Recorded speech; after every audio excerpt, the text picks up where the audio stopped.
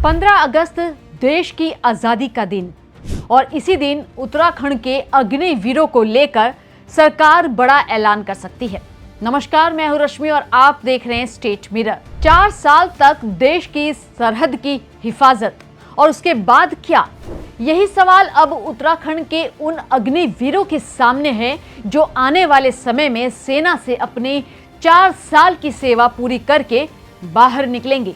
लेकिन उत्तराखंड सरकार कह रही है अग्निवीरों की वर्दी उतरने के बाद उनका फ्यूचर अधर में नहीं रहेगा। सरकार ने अग्निवीरों के लिए देश का पहला समर्पित रोजगार सेल बनाने का ऐलान किया है और अब नजरें हैं 15 अगस्त पर, क्योंकि स्वतंत्रता दिवस के मौके पर इस व्यवस्था को लेकर सरकार की तरफ से कोई बड़ा औपचारिक ऐलान या अपडेट सामने आ सकता है।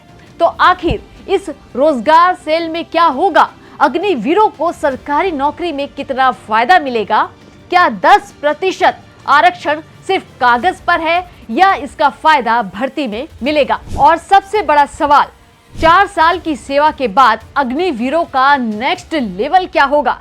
चलिए एक एक करके पूरी तस्वीर समझते हैं। अग्निवीर रोजगार सेल क्या है? सीएम पुष्कर सिंह धामी ने जुलाई में घोषणा की कि उत्तराखंड में अग्निवीरों के लिए समर्पित रोजगार सेल बनाया जाएगा और इसका मकसद होगा सेना से सेवा पूरी करने वाले अग्निवीरों को आगे की नौकरी और रोजगार के अवसरों से जोड़ना। यानी अग्निवीर की सेवा खत्म होने के बाद उन्हें अकेले नौकरी तलाशने के लिए नहीं छोड़ा जाएगा। यह सेल उनकी स्किल, सैन्य अनुभव और योग्यता के हिसाब से आगे के अवसर तलाशने में मदद भी करेगा। अब आती है सबसे बड़ी बात, सरकारी नौकरी में 10% आरक्षण। उत्तराखंड सरकार ने राज्य की सरकारी सेवाओं में अग्निवीरों के लिए 10% 36 आरक्षण का प्रावधान किया।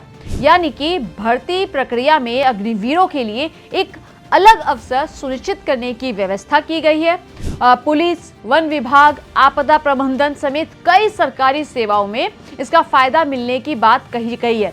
और इसके अलावा जो आयु सीमा है उसमें छूट मिलेगी और चयन प्रक्रिया में प्राथमिकता जैसे प्रावधान भी अग्निवीरों के लिए महत्वपूर्ण है।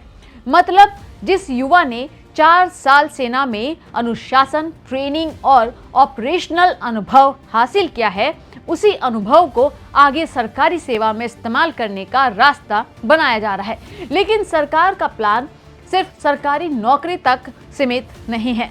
अगर कोई अग्निवीर नौकरी के बजाय अपना कारोबार शुरू करना चाहता है तो उसके लिए भी रास्ते तैयार किए जा रहे हैं। स्वरोजगार और उद्यमिता के जरिए अग्निवीरों को आगे बढ़ाने पर फोकस है। खासकर सीमांत इलाकों में रोजगार और स्थानीय स्तर पर आर्थिक गतिविधियों को बढ़ावा देने की दिशा में भी मदद की बात कही गई है।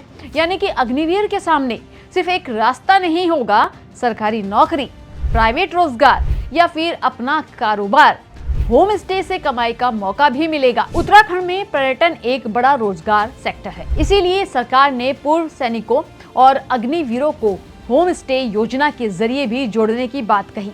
यानी अगर कोई अग्निवीर अपने गांव लौटकर पर्यटन आधारित कारोबार शुरू करना चाहता है तो होम स्टे जैसी योजनाएं उसके लिए कमाई का जरिया बन सकती है। खासकर पहाड़ी और सीमांत क्षेत्रों में इसका फायदा काफी बड़ा हो सकता है। अब बात करते हैं अग्निवीरों के लिए नेक्स्ट लेवल क्या हो सकता है। अगर रोजगार सेल सिर्फ एक हेल्प डेस्क बनकर रह गया तो उसका फायदा सीमित होगा।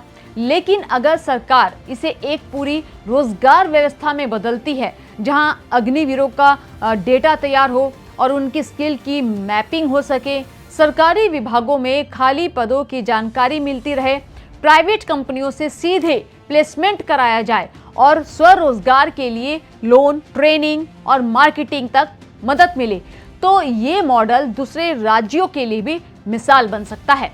और यही वजह है कि अब सबकी नजर 15 अगस्त पर है। क्या उस दिन रोजगार सेल की औपचारिक शुरुआत होगी?